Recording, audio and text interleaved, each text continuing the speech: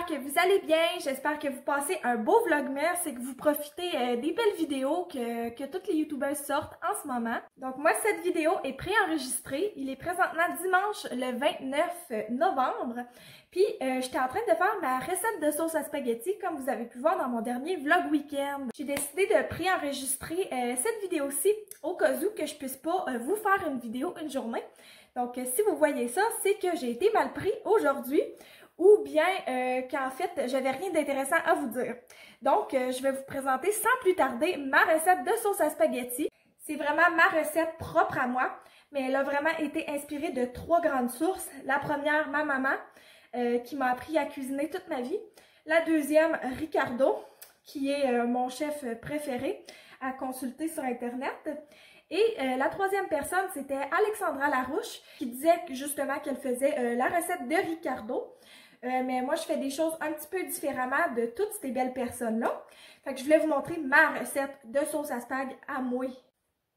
Donc, si vous aimez les vidéos de cuisine, le contenu de maman et de maternité, je vous invite à vous abonner à ma chaîne. Ça me ferait vraiment plaisir, ça me motive beaucoup à continuer. Sans plus tarder, je vous partage ma recette secrète de sauce à spaghetti. Le premier ingrédient, c'est un gros truc comme ça de viande hachée.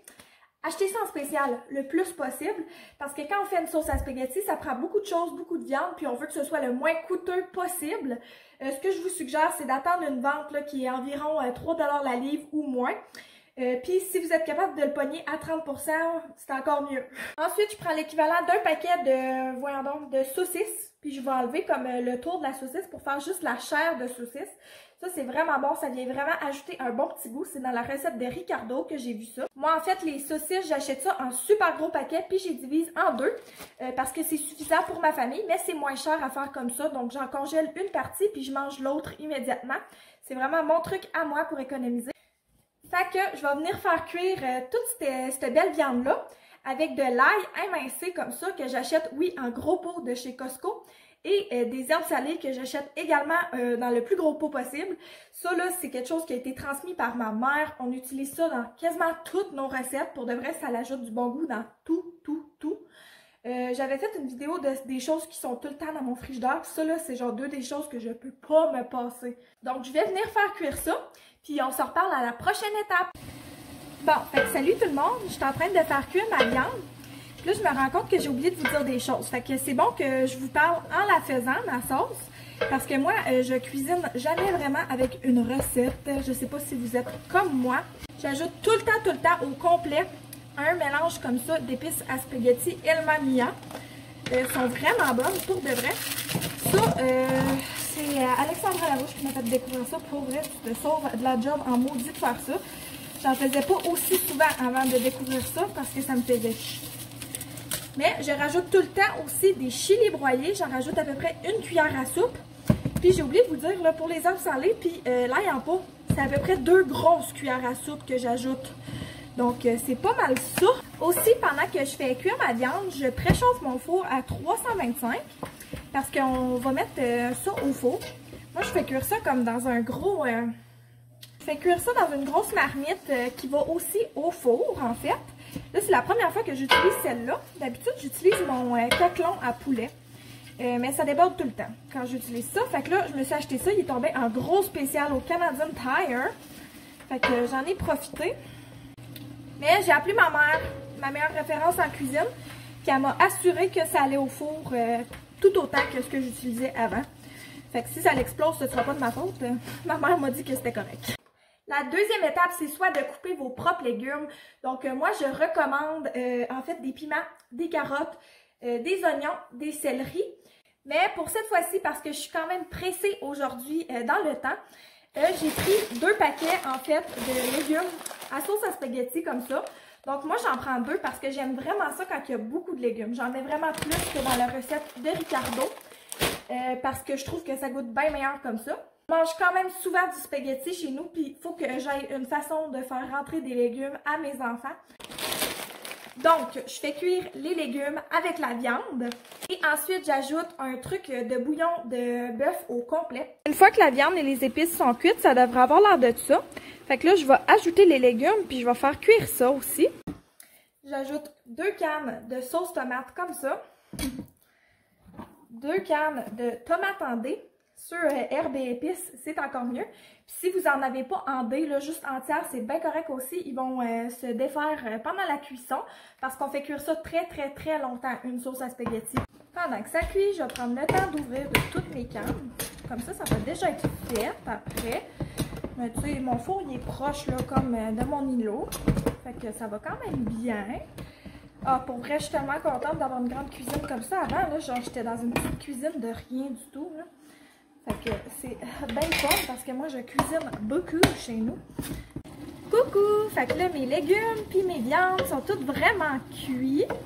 Fait que c'est parfait. Ça va être le moment de venir ajouter le bouillon de poulet.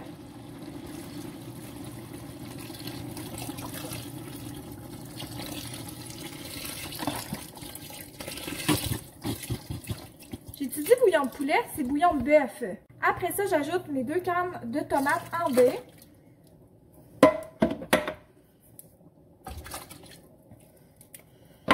Et mes 2 cannes de sauce tomate.